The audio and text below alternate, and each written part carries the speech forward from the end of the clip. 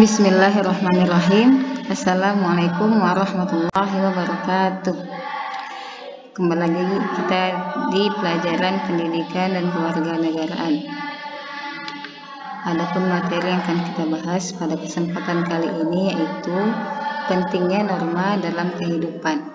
Baiklah, sebelum kita mulai pelajaran, marilah kita mengucapkan basmalah. Bismillahirrahmanirrahim. Nah, adapun dalil mengenai norma atau aturan yang akan kita bahas yaitu terdapat dalam Quran surah An-Nisa ayat 59 yang artinya, hai orang-orang yang beriman, taatilah Allah dan taatilah Rasulnya dan ulil amri di antara kamu. Kemudian, jika kamu berlainan pendapat tentang sesuatu, maka kembalikanlah ia kepada Allah Al-Quran dan Rasul Sunnahnya. Jika kamu benar-benar beriman kepada Allah dan hari kemudian, yang demikian itu lebih utama bagimu dan lebih baik akibatnya. Baiklah, kita masuk ke materi kita yaitu pentingnya norma dalam kehidupan. Nah, aturan dalam masyarakat memiliki arti penting bagi terciptanya ketertiban dan keharmonisan masyarakat. Norma dalam masyarakat terbentuk karena ada berbagai perbedaan individu.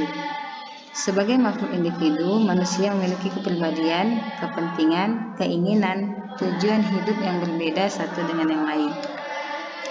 Nah, agar segala perbedaan tersebut tidak menimbulkan perpecahan dan ketidaktertiban dalam masyarakat, dibuatlah peraturan atau norma.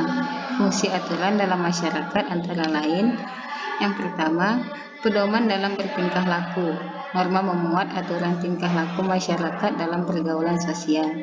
Yang kedua, menjaga kerukunan anggota masyarakat. Norma mengatur agar perbedaan dalam masyarakat tidak menimbulkan kekacauan atau ketidaktertiban. Yang ketiga, sistem pengendalian sosial. Tingkah laku anggota masyarakat diawasi dan dikendalikan oleh aturan yang berlaku. Dalam kehidupan sosial, pastilah ada norma yang mengatur kehidupan tersebut. Sebagai makhluk sosial, manusia lahir, berkembang, dan meninggal dunia dalam masyarakat. Setiap individu berinteraksi dengan individu atau kelompok lainnya. Interaksi yang dilakukan manusia senantiasa didasari oleh norma yang berlaku dalam masyarakat. Nah, dengan demikian, keberadaan norma melekat dalam kehidupan bermasyarakat. Norma juga diperlukan untuk mewujudkan dan menjaga tatanan kehidupan bersama yang harmonis.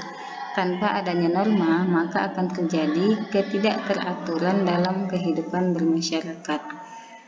Dalam hidup bernegara diatur dengan norma hukum yang berbeda dengan norma-norma lainnya. Persamaannya ialah norma-norma tersebut mengatur tata tertib dalam masyarakat. Nah, sedangkan perbedaannya terletak pada sanksinya. Baiklah anak-anak ustazah, berhubung minggu depan kita akan melaksanakan ujian semester, berikut ini ada beberapa soal yang akan kalian kerjakan. Yang pertama, Panitia Persiapan Kemerdekaan Indonesia berhasil menetapkan A. Rancangan Dasar Negara, B. Rancangan Piagam Jakarta, C. Undang-Undang Dasar 1945, D. Rancangan Hukum Dasar. Yang kedua, pada jiwa para pendiri negara telah tertanam komitmen patriotisme, yaitu A. Paham kebangsaan, B. Cinta tanah air dan rela berkorban mempertahankan negara kesatuan, C. Semangat tanpa pamrih, D. Semangat juang yang gigih. Yang ketiga, kepercayaan terhadap hal gaib merupakan contoh hukum adat dalam arti A. Komunal, B. Religius magis, C. Kontan, D. Visual. Yang keempat, contoh jenis kepentingan umum yang bersifat rohaniah adalah terpenuhinya A. Sandang atau pakaian, B. Pangan atau makanan, C. Papan atau perumahan, D. Pelayanan kesehatan masyarakat. Yang kelima, warga negara yang taat hukum tercermin dalam tindakan A. Membayar ongkos sesuai tarif, B. Tidak main hakim sendiri, C. Membayar pakaian sesuai harga, D. Melakukan ronda malam bersama teman sekolah.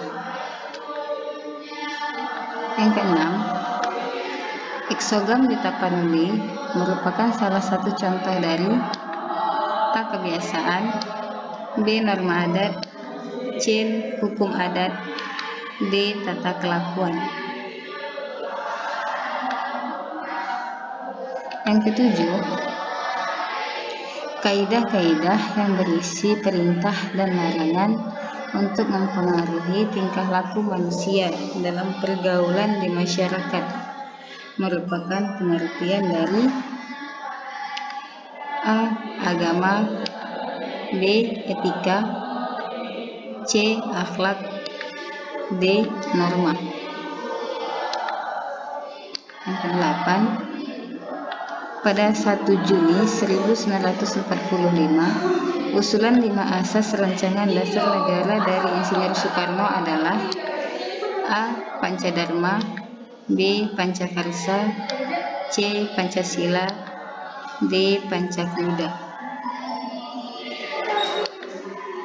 Yang kesembilan, untuk menegakkan Pancasila dan Undang-Undang Dasar 1945, keduanya harus A. dihafalkan, B. dilombakan, C. diyakini dan dipertahankan, D. diyakini dan diamalkan.